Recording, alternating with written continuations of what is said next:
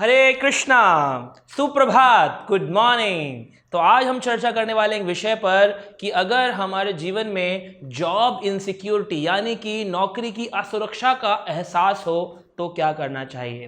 तो देखिए, आपको आज हम 3 ऐसे तरीके बताएंगे जिससे आप इस भावना से दूर हो सकते हैं। पहला तरीका है रीज़न 1 कि शायद I am not a fit candidate for the job. हो सकता है शायद मैं जिस नौकरी को कर रहा हूँ उस नौकरी के लिए मैं फिट नहीं हूँ, या तो मेरी डिग्रियाँ प्रॉपर नहीं हैं, या तो उस कार्य को मैं जानता नहीं हूँ। तो मुझे एक ऐसे कार्य की तलाश करनी चाहिए जो मेरे अनुभव के अनुसार, जो मेरे एक्सपीरियंस के अनुसार, जो मेरी नॉलेज के अनुसार परफेक्ट हो। तो ज़बरदस्ती करके हमें वो काम नहीं करना चाहिए। जैसे किसी ने इंजीनियरिंग की पढ़ाई करी हुई है, वो एक्सपर्ट है इंजीनियरिंग की फील्ड में, लेकिन आजकल नौकरियों की कमी होने के कारण सोचा चलो भाई मैं बैंक में लग जाता हूँ। अब फाइनेंस करने में उसको स्ट्रगल हो रहा है और इनसिक्योरिटी बनी हुई है, कल को कहीं मुझे बैंक निकाल ना दे। क्यों? क्योंकि उसकी एक्सपर्टीज़ तो इंजीनियरिंग फील्ड में है। तो हमें अपनी एक्सपर्टीज़ के अनुसार नौकरी ढूंढनी चाहिए। दूसरी चीज़ है कि जब आप काम कर रहे हो तो अपने काम को जस्टिफाई करना चाहिए, जस्टिस देना चाहिए, ऑनेस्टली अपना काम करना चाहिए। ये ना हो कि आप जब काम कर रहे हैं उस काम को आप ऑनेस्टली नहीं कर रहे हैं, बस करने के लिए कर रहे हैं, for the sake of doing it. तो क्या होता है, हमेशा मन में एक भय बना रहता है, कहीं ऐसा ना हो कि मुझे निकाल दिया जाए, कहीं ऐसा ना हो मेरी नौकरी छूट जाए, क्योंकि आप ऑनेस्टली नहीं कर रहे हैं। अगर आप ऑनेस्टली कर रहे हैं अपने काम को, सच्चाई से कर रहे हैं अपने काम को, पूरी शिद्दत से कर रहे हैं अपने काम को, तो भगवान आपको इस भय से दूर कर देंगे। क्योंकि भगवान का नाम है, भगवान श्री कृष्ण का नाम है अभय। तो भगवान आपको अभयता प्रदान करते हैं और आप उस भय से दूर रह सकते हैं। तीसरी चीज है कि आपका विश्वास आज कमजोर हो गया है, इसीलिए आप इनसिक्योरिटी का एहसास करते हैं। भगवान पर जब किसी का विश्वास घटने लगता है, कमजोर हो जाता है, तो उस व्यक्ति के जीवन में कई प्रकार की असुरक्षाएं घेर लेती हैं। उसके रिलेशनशिप्स टूटने लगते हैं, उसको ऑफिस के अंदर टेंशन होने लगती है, उसको ऑफिस में कंपनी से, नौकरी से निकाल देने की टेंशन, असुरक्षा उसे घेर लेती है।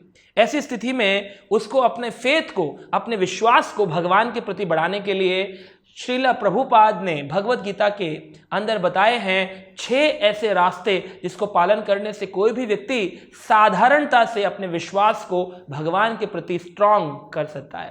पहला है अनुकूलस्य संकल्प, यानी कि हम उन चीजों को अपने जीवन में लेके आए जो मुझे मेरे कार्य क्षेत्र में आगे बढ़ाने में, भगवान के प्रति समर्पण बढ़ाने में मेरी मदद करती हैं। प्रतिकूलस्य वर्जनम, मुझे ऐसी चीजों को छोड़ देना चाहिए जो मेरा भगवान पर विश्वास घटाती हैं, जो मेरे कार्य क्षेत्र में मुझे अनसक्सेसफुल बनाती हैं, मुझे परेशानियों में डालती हैं। ऐसी चीजों का त्याग कर देना चाहिए।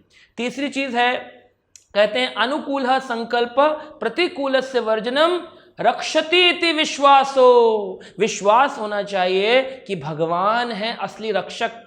जैसे छोटे बच्चे होते हैं, वो अपने माता पिता के ऊपर इतने निर्भर होते हैं, उनको कभी ये फील नहीं होता कि कहीं मुझे घर से ना निकाल दिया जाए, कहीं मुझे आज शाम को खाना मिलेगा कि नहीं मिलेगा। ये क्यों ऐसे सुरक्षित महसूस करते हैं? क्योंकि उनकी निर्भरता अपने माता पिता पर होती है। लेकिन हम असुरक्षा का एहसास क्यों करते हैं? क्योंकि कहीं ना कहीं हम भगवान पर पूर्ण विश्वास नहीं करते। लेकिन कहा गया शास्त्रों में रक्षति इति विश्वासो, भगवान अवश्य में मेरी रक्षा करेंगे, इस पर हमारा पूर्ण विश्वास होना चाहिए, क्योंकि हम भगवान के बच्चे हैं, भगवान के अंश हैं। चौथी चीज है गोत्रप्तः वर्णम तथा, भगवान खाली मेरी रक्षा ही नहीं करेंगे, भगवान मेरा पालन भी करेंगे। जिसने मुंह दिया है खाना भी वो देगा, जिसने मुंह दिया है अन्न भी वो देगा। ऐसे ही एक बार रुक्मणी माता ने द्वारकाधीश भगवान को टेस्ट करना चाहा और उन्होंने सोचा, क्या द्वारकाधीश आप सबकी उदर पूर्ति करते हैं? क्या आप सबका ख्याल रखते हैं? भगवान कृष्ण कहते हैं, हाँ हाँ, अमावस्या की रात्रि में काली पहाड़ी पर अगर एक काली चींटी भी हो, उसने खाया है नहीं खाया है इसकी चिंता मैं करता हूं और मैं उसको भोजन प्रदान करता हूं। तभी तो देखिए जंगलों में हाथी 10 टन खाना खाते हैं, लेकिन उन हाथियों ने कोई फाइनेंशियल एक्सपर्टीज नहीं है कि कितना पैसा बैंक में रखें, कौन सी डिग्री लेके, सबको खाना मिलता है। चींटियां मन भर के जो है चीनी खाती हैं, लेकिन कभी शुगर नहीं होती, कभी डायबिटीज नहीं होती है। क्यों ये सब होता है? कौन मैनेज करता है? भगवान मैनेज करते हैं। तो आप असुरक्षा का एहसास करते हैं क्योंकि भगवान पर आपकी निर्भरता नहीं है। तो रुक्मणी माता ने कहा, अच्छा द्वारकाधीश, आज शाम को देखेंगे क्या आपने इस ब्रह्मांड के हर जीव की उदर पूर्ति करी, क्या सबके खाने का ख्याल रखा? तो भगवान द्वारकाधीश हंसने लगे। माता ने तिलक लगाया और वो अपनी सुधर्मा सभा को चले गए। जब द्वारकाधीश शाम को सुधर्मा सभा से वापस आए तो आकर रुक्मणी जी ने पूछा, क्यों द्वारकाधीश, आज आपने सभी जीवों के उदर पूर्ति करी, सबका ख्याल रखा, सबको भोजन दिया? तो द्वारकाधीश हंसने लगे, हाँ रुक्मणी, आप ऐसा प्रश्न क्यों कर रही हैं, मैं तो सभी का ख्याल रखता हूं। रुक्मणी माता ने कहा, द्वारकाधीश आज आप फंस गए। जब आज सुबह मैं आपको तिलक लगा रही थी आपके मस्तक पर, तब मैंने देखा कि एक चींटी को उठाकर मैंने एक डिब्बे में बंद कर दिया था और सुबह से वो चींटी भूखी है, उसने कुछ नहीं खाया। द्वारकाधीश हंसने लगे, कहते हैं, अरे रुक्मणी, तुम भी कैसी बात करती हो, जाओ उस डिब्बे को उठाओ और खोल कर देखो। तब रुक्मणी माता ने उस डिब्बे को उठाया, खोला, उसमें क्या पाया? वहां चींटी तो थी, लेकिन साथ में एक चावल का दाना था जिसे चींटी खा रही थी। तो रुक्मणी जी तो आश्चर्यचकित हो गई, बोले, हे द्वारकाधीश, ये चावल का दाना इस बंद डिब्बे में कैसे आया? द्वारकाधीश हंसते हुए कहते हैं, रुक्मणी माता, जब सुबह आप तिलक लगा रही थी तभी उस समय रुक्मणी जी, आपने जब मुझे तिलक लगाया तो मैंने देखा आपके मन में एक भावना है, आप आज इस चींटी को बंद कर देंगी और मेरा परीक्षा लेंगी। सुबह ही जैसे ही आपने तिलक लगा के अक्षत लगाया, चावल मेरे माथे पे लगाए, मैंने चावल का एक दाना निकाल करके इस डिब्बे में चुपके से डाल दिया और सुबह से ये चींटी उसी चावल के दाने पर अपना दिन गुजार रही है।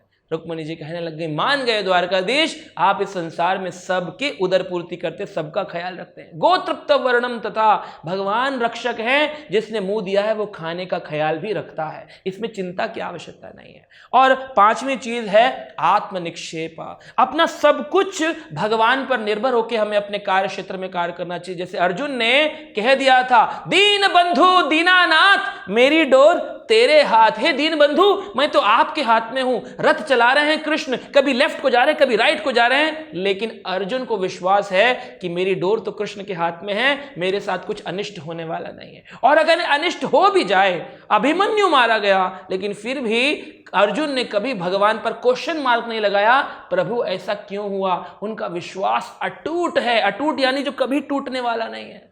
और आखिरी चीज है कार्पण्य। कार्पण्य यानी कि हेल्पलेस होकर के भगवान की शरण में जाना चाहिए। ये नहीं सोचना चाहिए अरे हम भी तो कुछ मैनेज कर सकते हैं, नहीं, आप सिर्फ कर्म कर सकते हैं, मैनेजमेंट भगवान के हाथ में है, कंट्रोलिंग पावर भगवान के हाथ में। जब हम कंट्रोलर बनना चाहते हैं वहीं से दिक्कतें शुरू हो जाती हैं, इसलिए कंट्रोलर मत बनिए, अपनी डोर ठाकुर जी के हाथ में छोड़ दीजिए और इन नियमों का पालन करिए तो आप पाएंगे सुरक्षा ही सुरक्षा है। असुरक्षा का एहसास किसी भी फील्ड में, ऑफिस, घर, आपको कभी असुरक्षा नहीं घेरेगी और आप आनंद का अनुभव करेंगे। जैसे बच्चे अपने माता पिता पर निर्भर होते हैं, ऐसे व्यक्ति को भगवान पर निर्भर होना चाहिए, ऑनेस्टली अपना काम करना चाहिए, भगवान पर अपना फेथ रखना चाहिए और वो पाएगा कि वो अब सुरक्षा का एहसास करता है। हरे कृष्णा।